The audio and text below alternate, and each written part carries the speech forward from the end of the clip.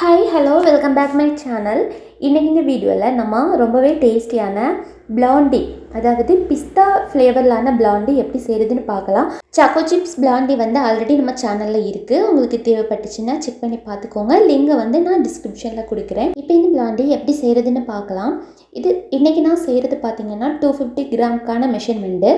இதுக்காக நான் 5 இன்ச்சு டின் எடுத்திருக்கிறேன். அதில் பார்ச்மெண்ட் ஷீட்டு தான் போட்டு எடுத்துருக்கு. இதில் பண்ணுறப்ப நமக்கு ஸ்டிக் ஆகாது. இப்போது டின் ரெடி ஆகிடுச்சு. இப்போ பட்டரை நம்ம டைரெக்டாகவும் ஹீட்டில் வச்சு வேணாலும் மெல்ட் பண்ணலாம். அப்படி இல்லைன்னா டபுள் பாயிலையுமே மெல்ட் பண்ணலாம்.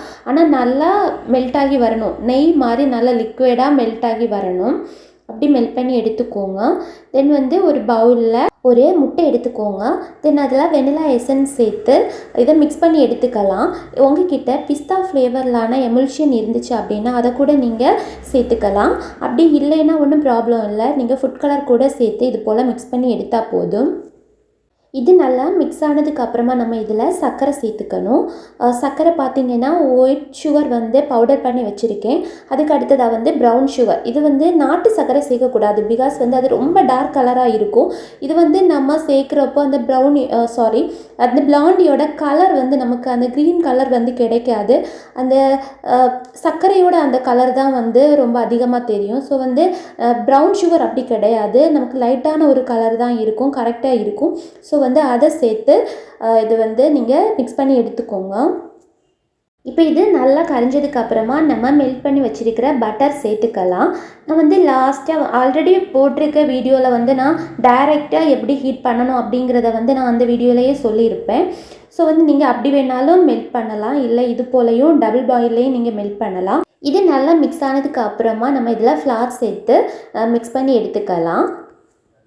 இதில் நம்ம பேக்கிங் சோடா, பேக்கிங் பவுடர்லாம் சேர்க்காததுனால இது போல் ஃப்ளாரை டைரெக்டாகவே நம்ம ஆட் பண்ணிக்கலாம். தென் அதையுமே மிக்ஸ் பண்ணதுக்கப்புறமா பிஸ்தா இது போல் பொடிச்சு எடுக்கணும். நல்லா ஃபைன் பவுடராக இருக்கக்கூடாது. கொஞ்சம் கொரகொரப்பாக இருக்கிற மாதிரி பொடிச்சு எடுத்து அதையுமே நம்ம பேட்டரில் ஆட் பண்ணிக்கலாம். இது கூடவே நம்ம ஒயிட் சாக்கோ சிப்ஸ் சேர்த்து நம்ம மிக்ஸ் பண்ணி எடுக்கலாம்.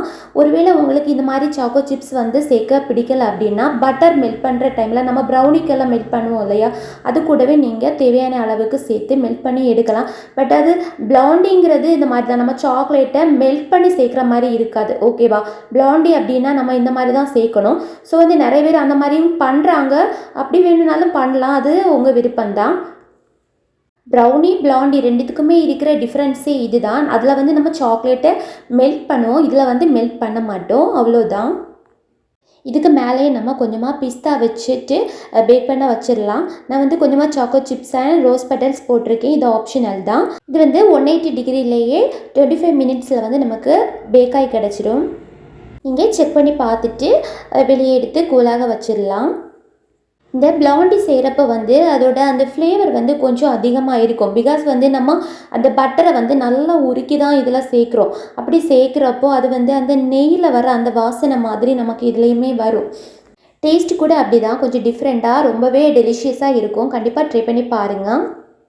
இப்போ இதோட வெயிட்டு பார்த்திங்கன்னா 300 மேலேயே வருது. உங்களுக்கு கரெக்டாக 250 கிராம் வர மாதிரியான ஒரு 10 to 20 கிராம் டிஃப்ரென்ஸ் இருந்தால் ஒன்றும் ப்ராப்ளம் கிடையாது. அந்த மாதிரியான மெஷர்மெண்ட்டு தான் நான் டிஸ்கிரிப்ஷனில் கொடுத்துருக்கேன்.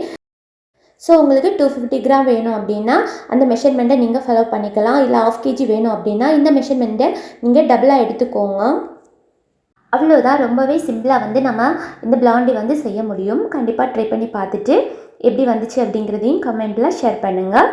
வீடியோ பிடிச்சிருக்குன்னு நினைக்கிறேன். மறக்காமல் லைக் பண்ணுங்கள். புதுசாக பார்க்குறீங்க அப்படின்னா சப்ஸ்கிரைப் பண்ணுங்கள். ஏதாச்சும் டவுட் இருந்தால் கூட நீங்கள் கமெண்ட்டில் கேளுங்க. நான் ரிப்ளை பண்ணுறேன். தேங்க்ஸ் ஃபார் வாட்சிங்.